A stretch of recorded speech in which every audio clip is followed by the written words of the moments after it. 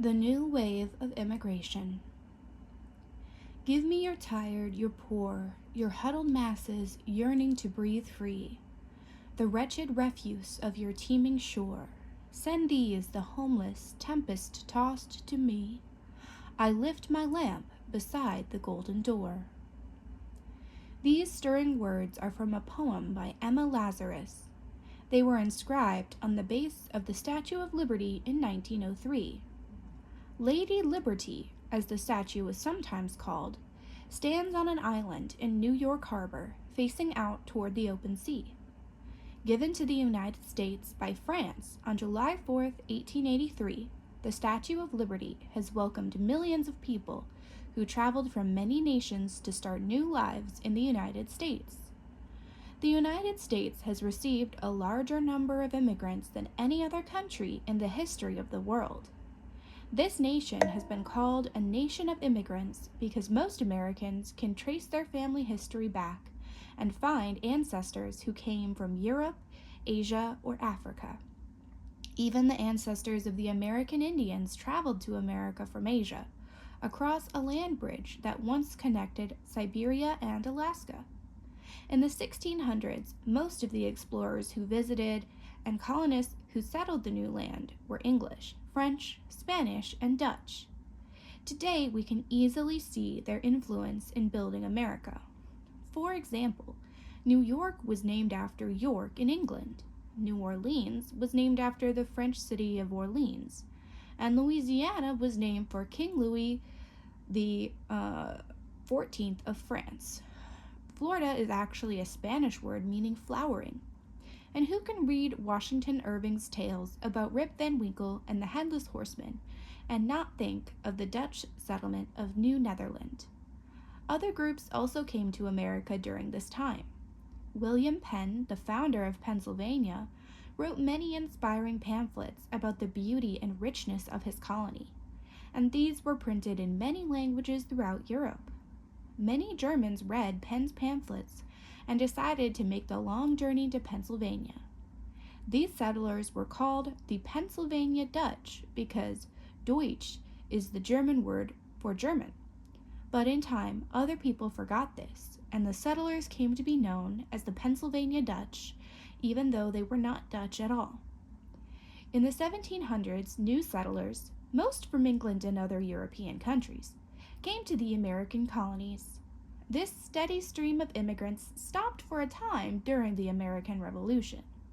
But in the 1820s, more and more people started to arrive in the new land of freedom, most of them from the crowded countries of Europe. In the 1830s, almost 600,000 immigrants came to America. In the 1840s, the growing stream of immigrants became a flood.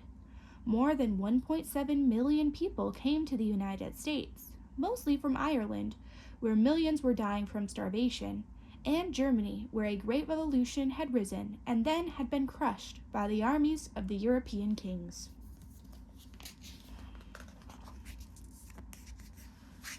Every year, more and more immigrants arrived in the United States, some seeking jobs, some seeking land to farm, but all seeking freedom and hope. In 1873 alone, almost 500,000 newcomers arrived. By 1882, the number was nearly 800,000. More than 14 million European immigrants came to the United States between 1860 and 1900. Many of these arrivals had relatives or friends already living in the country. There were many, however, who knew no one. They were poor, but they had saved up enough money to pay for their passage aboard a crowded steamship. By the time they reached the United States, they were almost penniless, but they had faith that they would soon find work in this new land of opportunity. Some went to work in factories in the large cities. Others pushed on west and started up their own farms. The pioneer farmers of the Great Plains often built their first houses out of sod, prairie grass cut out of the ground in blocks. These farm families endured severe winters, loneliness, and the difficulty of learning a new language and new customs. It was not an easy life, but for many, it was a rewarding one. By the 1890s, most newcomers to the United States were still coming from Europe, but They were coming from different countries, the countries of Southern and Eastern Europe. Now the Statue of Liberty greeted millions of weary travelers from Italy, Greece, the great Austro-Hungarian Empire, Poland, and Russia. These new immigrants were not welcomed by all Americans, however. The United States had grown large and strong. American workers were fighting for higher wages and better working conditions. Many were afraid that the new immigrants would accept poor working conditions and lower wages. To many who had already settled in the United States, the newcomers were a threat. They were often greeted with hostility and resentment. As time went by, the United States government passed new laws that limited immigration. The number of people coming to the United States dropped to a small fraction of what it had been. But after World War II, immigration rose sharply as thousands of European refugees and displaced persons sought the United States as a haven. In the 1960s, new rules made it easier for people from other countries to come and live in the United States. Now, more than 500,000 newcomers, many from Mexico, Asia, India, and nations in the Caribbean Sea, arrive in the United States every year. Immigrants have made many important contributions to life in the United States. Science, the arts, government, and industry have been enriched by the brave people who left the familiar lands of their birth for this land of promise.